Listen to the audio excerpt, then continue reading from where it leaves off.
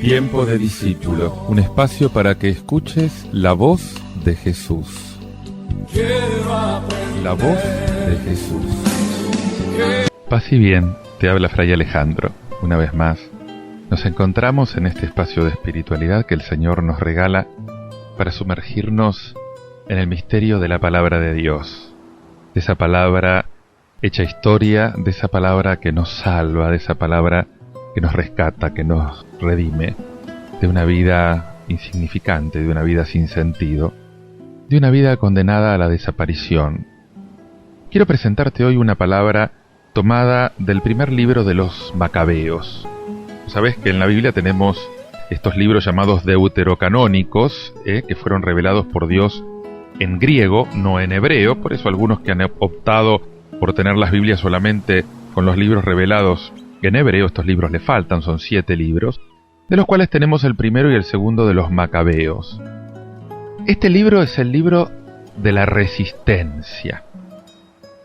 Vos sabés que después de 200 años de ocupación por parte de los persas, Palestina ahora está ocupada por el Imperio Macedonio, una zona en el norte de Grecia.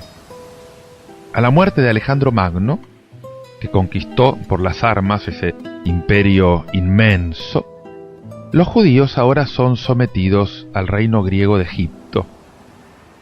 En el año 198 pasan a depender de la autoridad de los griegos de Siria, o sea que siempre pasan de una mano a otra. Y bajo esta dinastía, Antíoco IV Epifanes, que gobernó del año 175 al 163, él quiere imponer a todos sus súbditos la cultura griega, porque le parece que es la única cultura verdaderamente humana, verdaderamente digna.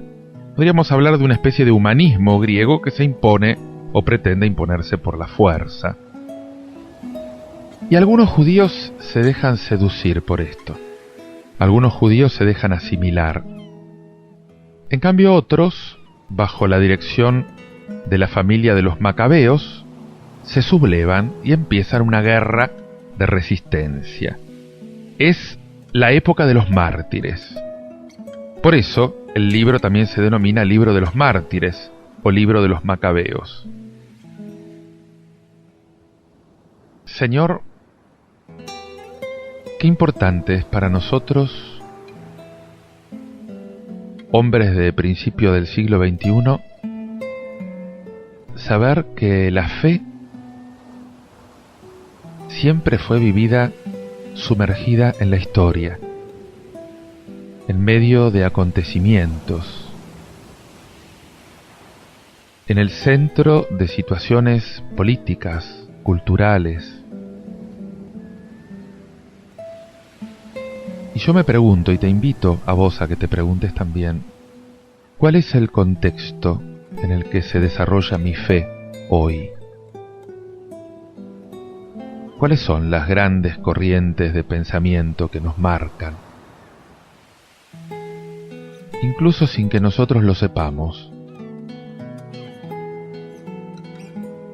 Te pido, Señor, que nos ayudes a mirar cara a cara a nuestro tiempo. Escucha ahora el relato del libro de los Macabeos. En aquellos días brotó un renuevo pecador, Antíoco Epifanes, hijo del rey Antíoco, que estuvo como rehén en Roma. Subió al trono el año 137 del imperio de los griegos. Por entonces hubo unos israelitas sin conciencia, convencieron a muchos. Vamos a hacer un pacto con las naciones vecinas, pues desde que nos hemos aislado nos han venido muchas desgracias. Gustó la propuesta, y algunos del pueblo se decidieron a ir al rey. El rey los autorizó a adoptar la legislación gentil, y entonces, acomodándose a las costumbres de los gentiles, construyeron en Jerusalén un gimnasio, disimularon la circuncisión, apostataron de la alianza santa Se juntaron a los gentiles y se vendieron para hacer el mal. El rey decretó la unidad nacional para todos sus súbditos, obligando a todos a abandonar su legislación particular. Todas las naciones acataron la orden del rey, e incluso muchos israelitas adoptaron la religión oficial, ofrecieron sacrificios a los ídolos y profanaron el sábado. El día 15 de diciembre del año 145, el rey Antíoco mandó poner sobre el altar un ara sacrílega, y fueron poniendo aras por todas las poblaciones judías del contorno. Quemaban incienso ante las puertas de las casas y en las plazas. Los libros de la ley que encontraban, los rasgaban y los echaban al fuego. Al que le encontraban en casa un libro de la alianza y al que vivía de acuerdo con la ley, lo ajusticiaban según el decreto real. Pero hubo muchos israelitas que resistieron, haciendo el firme propósito de no comer alimentos impuros. Prefirieron la muerte antes que contaminarse con aquellos alimentos y profanar la alianza santa, y murieron. Una cólera terrible se abatió sobre Israel. Entre los nobles que se repartieron la sucesión de Alejandro, surgió un renuevo pecador, Antíoco Epifanes, hijo de Antíoco el Grande. El creyente reacciona según esta primera fórmula. La historia profana no es solamente profana, se juega en esta historia todo el misterio de la gracia, todo el misterio del pecado. En mi empresa, en mi periódico, en los acontecimientos de todas clases, ¿sabré leer, sabré interpretar los signos de Dios? Pero en aquellos días surgieron, dice la lectura, en Israel unos hijos rebeldes, que sedujeron a muchos, diciendo: concertemos una alianza con estos pueblos paganos que nos rodean. Y se trata, fíjate, de este fenómeno tan conocido de la colaboración con el ocupante. En profundidad es la tentación tan corriente de asimilación, de contaminación de la fe con la falta de fe. Jesús dice: no te pido que los retires del mundo, Padre, sino que los preserves del maligno, porque ese peligro siempre está. Es esencial para nuestra fe que sea encarnada, que esté inmersa en el corazón del mundo pagano. Es una situación de contacto, si no, no se puede evangelizar. Y esta situación es favorable para la misión. Dios nunca quiso que su pueblo fuese un pueblo protegido, encerrado dentro de murallas, de fronteras, los creyentes dentro y los paganos fuera.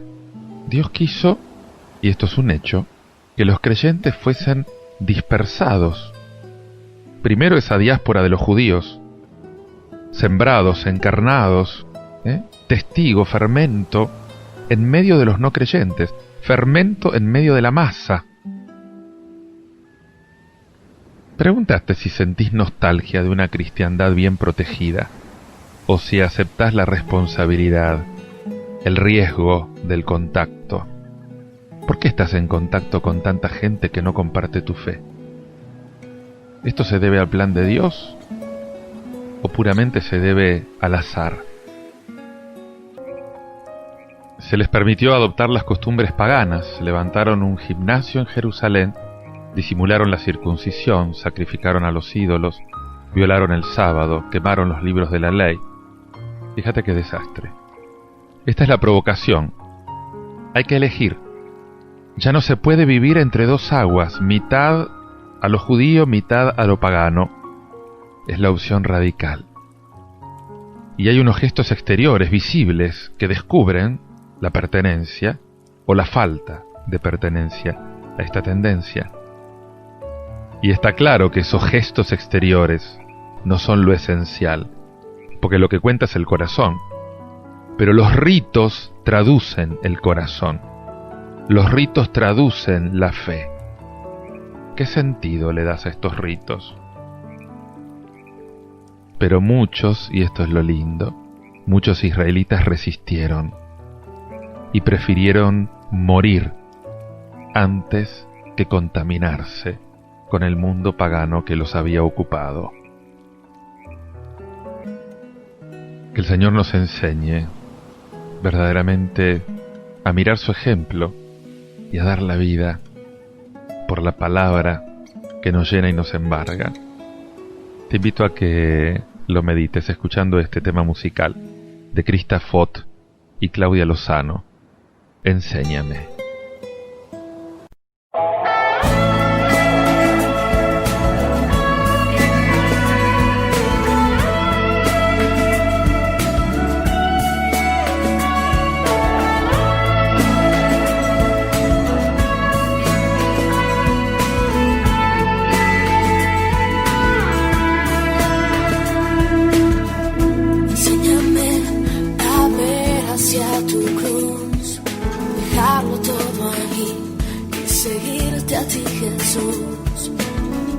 Enséñame a descansar en ti, a nunca olvidar que tú estás junto a mí.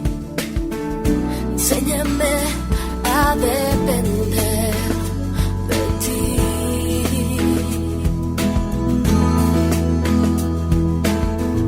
Regrésame al lugar donde yo te conocí. Enséñame a caminar dentro de tu voluntad. Enséñame a no mirar atrás y no desear lo que el mundo puede ofrecer. Enséñame.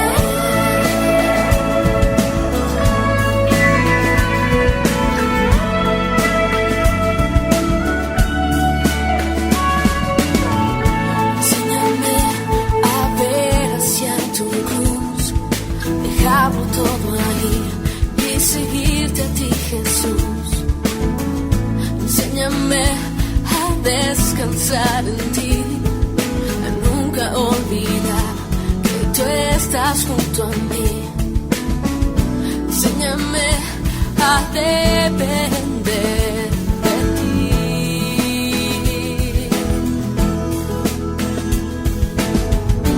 Enséñame al lugar yo te conocí. Enséñame a caminar dentro de tu voluntad. Enséñame a no mirar atrás y no desear lo que el mundo puede ofrecer. Enséñame a caminar dentro de tu voluntad. Enséñame a no mirar atrás y no desear lo que el mundo puede ofrecer. Enséñame.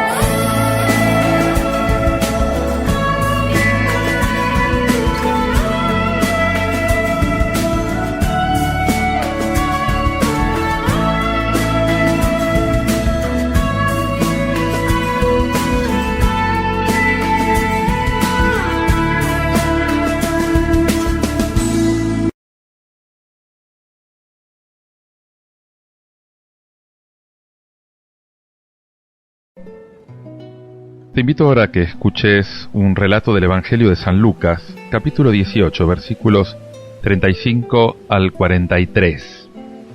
Sabes que San Lucas concibió el plan de su Evangelio como una subida a Jerusalén, la ciudad santa, porque allí iba a tener lugar el sacrificio de Jesús, allí iba a tener lugar la glorificación de Jesús. la ciudad de la que pronto volverá a salir la buena nueva para difundirse por toda la tierra. No te olvides que esa subida de Jesús a Jerusalén corresponde a la fiesta de Pascua, a la época de la fiesta de Pascua. Por lo tanto, grandes multitudes recorren los caminos con Jesús. Son peregrinos que van a celebrar la liberación de Israel. Escucha lo que dice el relato. Cuando Jesús se acercaba a Jericó, un ciego estaba sentado al borde del camino pidiendo limosna. Al oír que pasaba mucha gente, preguntó qué sucedía. Le respondieron que pasaba Jesús de Nazaret. Y el ciego se puso a gritar: «Jesús, hijo de David, ten compasión de mí». Los que iban delante lo reprendían para que se callara, pero él gritaba más fuerte: «Hijo de David, ten compasión de mí». Jesús se detuvo y mandó que se lo trajeran. Cuando lo tuvo a su lado, le preguntó: «¿Qué quieres que haga por ti?». «Señor, que yo vea otra vez». Y Jesús le dijo: «Recupera la vista, tu fe te ha salvado». En el mismo momento, el ciego recuperó la vista y siguió a Jesús, glorificando a Dios. Al ver esto, todo el pueblo alababa a Dios. Señor, que vea. Eso es lo que quiere el ciego. No hay grandes artilugios en estas palabras. No hay deseos de convencer con argumentos al Señor. Nada de eso. Solo lo necesario. Pudo pedir fama, dinero, poder, pero pidió justamente lo único que verdaderamente necesitaba para ser totalmente libre. Me pregunto si seremos capaces de ser tan directos con Jesús en nuestras peticiones y de pedir exactamente lo que necesitamos para ser libres. ¿Confías en que Jesús te escucha porque te pregunta: ¿qué querés que haga por ti? Y cuando escuches que Él te pregunta qué querés que haga por ti, ¿qué le vas a decir? ¿Qué le vas a pedir? Jericó es la última ciudad, etapa, a 20 kilómetros tan solo de Jerusalén. Jesús acá en Jericó va a hacer 2 signos. Va a curar un ciego y va a convertir un recaudador de impuestos. Cuando se acercaban a Jericó, había un ciego sentado al costado del camino pidiendo limosna.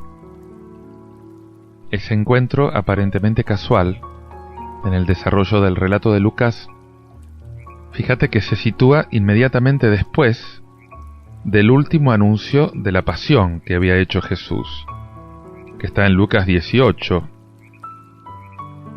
Lucas acaba de subrayar la ceguera de los apóstoles. Pero ellos, los 12, dice, no entendieron nada. Esa palabra, el anuncio de la Pascua, muerte, resurrección, permanecía para ellos velado, y no sabían qué quería decir Jesús, o sea, están ciegos. Y la enseñanza es esta: también nosotros somos como ciegos al costado del camino. Igual que los apóstoles, no vemos claro. Es necesario que el Señor mismo nos dé unos ojos nuevos para llegar a ser capaces de entender el significado de la subida a Jerusalén. Señor, te pido que nos concedas la fe, que apartes el velo que nos impide ver las cosas como tú las ves, Señor. Fíjate que Lucas nos va a dar la réplica exacta de este pasaje en el relato de los peregrinos de Emaús, cuando Jesús les habrá explicado de nuevo que era preciso, dice, que Cristo sufriera. Entonces, ¿qué pasó? Sus ojos se abrieron. Lucas 24. sus ojos se abrieron. Al oír que pasaba la gente, son peregrinos que cantan, sin duda cantan los cánticos de subida a Jerusalén, los Salmos 120 a 134, según la tradición. El ciego está sentado, está oyéndolos, y preguntó qué era todo eso. Qué interesante, es el ciego el que toma la iniciativa. Busca. Y le dicen, está pasando Jesús de Nazaret.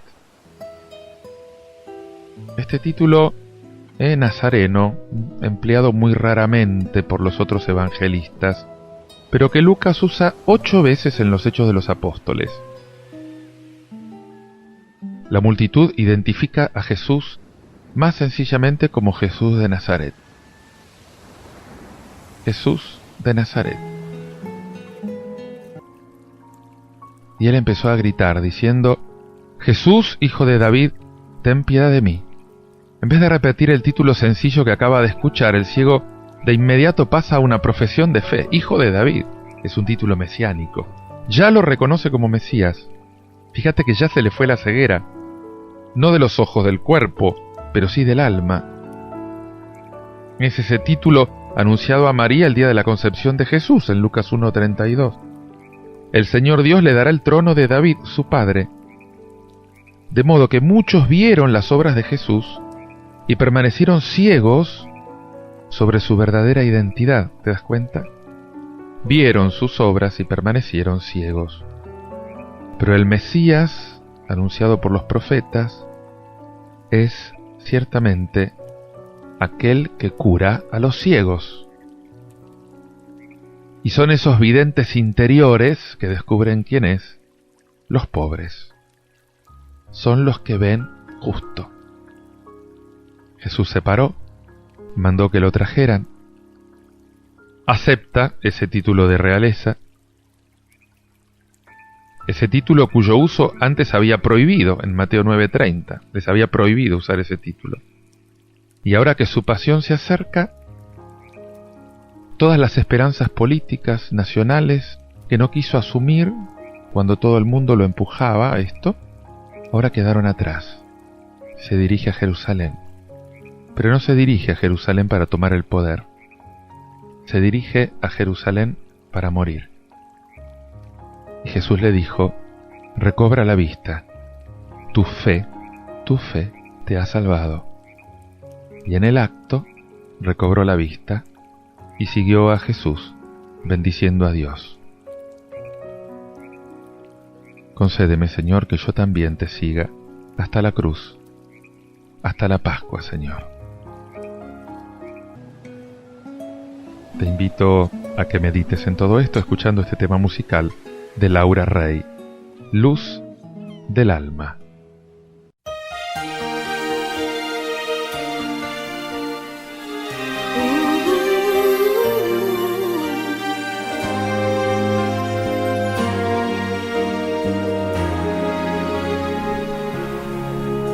Caminaba sola sin rumbo, sin destino a cual seguir.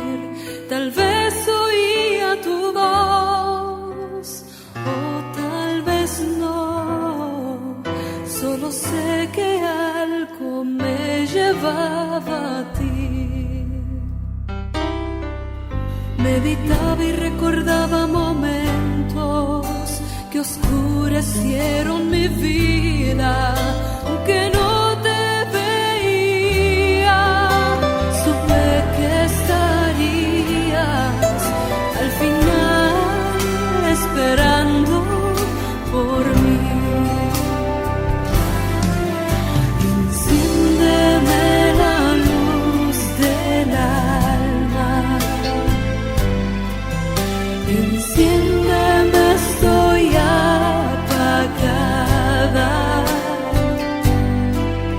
He perdido la esperanza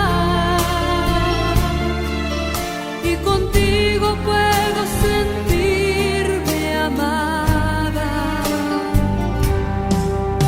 Enciéndeme la luz del alma, enciéndeme.